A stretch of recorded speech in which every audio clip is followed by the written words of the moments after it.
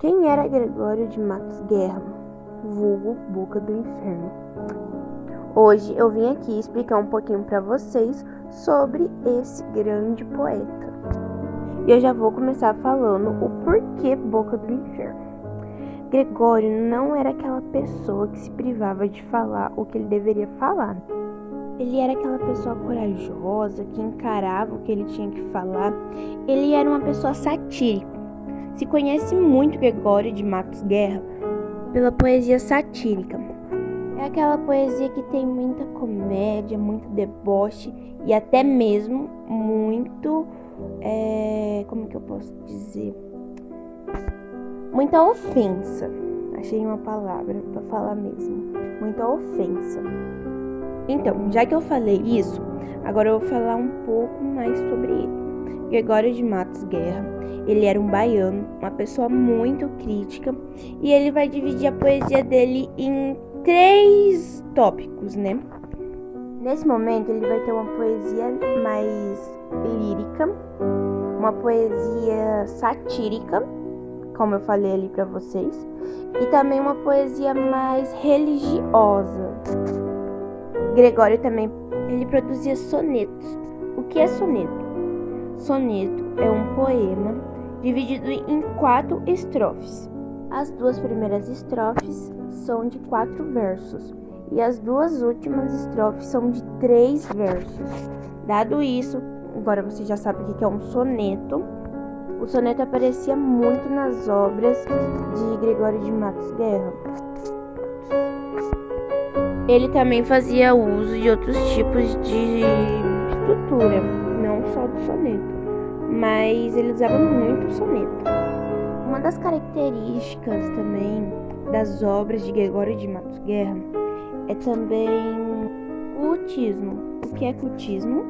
Gregório era aquele que escrevia poemas, né, ricos, bem elaborados, e isso também era uma das características do cultismo. Então, só para deixar um pouquinho bem claro aqui para vocês, que Gregório de Matos Guerra era uma pessoa denominante cultista. Olha, ele não perdoava ninguém. Na poesia satírica, por exemplo, tem uma que ele é de uma freira. A freira falou que ele tinha um nariz muito grande. Ele pegou e falou, um nariz muito grande. Foi lá e escreveu um poema. Porque ela tinha comparado ele com um beija-flor. Ele pegou e escreveu assim: se pica-flor me chamais, pica-flor eu devo ser. Desde que a nossa flor metais, na minha pica, ou melhor. Gente, ele disse isso para uma feira. Então vocês peguem e imaginam como que a feira ficou. E ele não perdoa ninguém, né? Ele insulta também padre, a Bahia, a própria cidade dele. Muito a Bahia.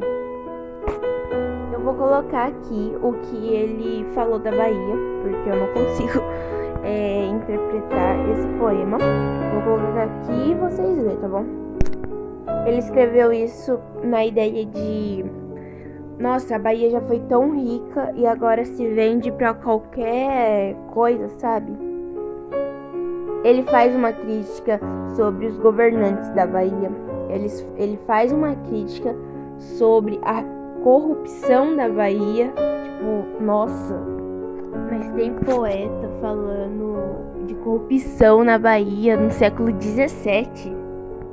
Ele também faz uma crítica de quem resolve fazer para manter os status sociais. Então ele não vai perdoar uma crítica assim, né? O Gregório faz essas críticas e ele consegue fazer dentro da poesia dele essas críticas que não deveriam ser faladas assim, sabe? As próprias freiras, as igrejas, os padres. Então ele passa dos limites do que aquilo, né, que não é aceitável. Então Gregório vai ser preso, sim. Então Gregório faz essas críticas aos poderosos ele acaba sofrendo o fato de ser preso, né? Então ele vai pra prisão. Então a poesia dele, satírica, acaba trazendo como que eu posso dizer? Essa consequência pra ele, né? O outro tipo de poesia do Gregório é a poesia religiosa.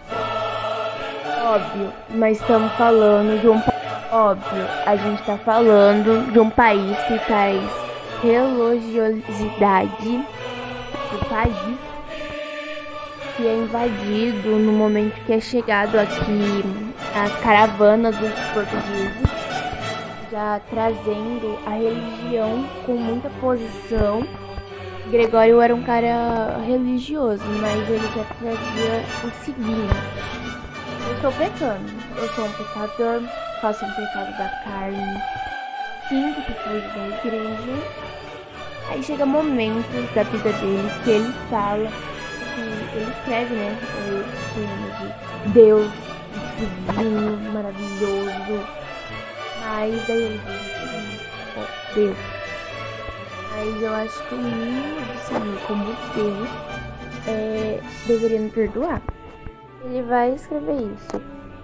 Uma das poesias mais famosas dele é assim: pequei, Senhor, mas não porque pecado da vossa alta clemência eu me despido, porque quanto mais eu tenho dele cuido, mais pro bem tu tenho perdoado.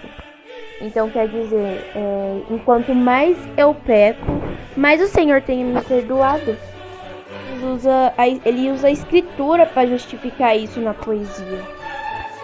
Tem uma que ele até chega a citar, uma da ovelha que se desgarra do pastor, e o pastor para todo o seu rebanho para salvar aquela única ovelha. Aí ele diz: eu sou essa ovelha. Entrando naquela ideia de louvar a Deus, ser fiel, ele vai colocar ele na ideia dele. Ele entra naquela ideia de contraditória de ética. Então ele vai dizer: eu peco, mas eu preciso do seu peco. Aí a gente vê nesse contexto, né?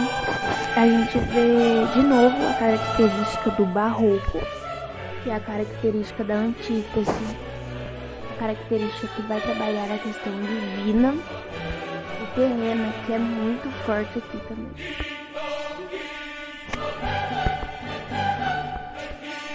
Também é muito importante, né? Aí nós vemos de novo a característica do barroco, que é estudar em X, por isso que não fica lecionando direito, característica que vai trabalhar a questão divina e também terrena. E também é muito forte aqui nesse poesia religiosa, Gregório de Nitschke. E para finalizar, eu vou falar um pouco sobre a poesia lírica, né, que não podia faltar. Poesia lírica vai falar sobre a questão do amor, a beleza da mulher, a transitoriedade do tempo. Também vai falar muito sobre ser jovem e bela, e ao mesmo tempo vai falar sobre aproveitar essa juventude, porque ela vai passar e quer. Vai falar o quanto que destrói as coisas e até a própria natureza. E foi isso que eu entendi mais ou menos sobre o Gregório de Matos Guerra.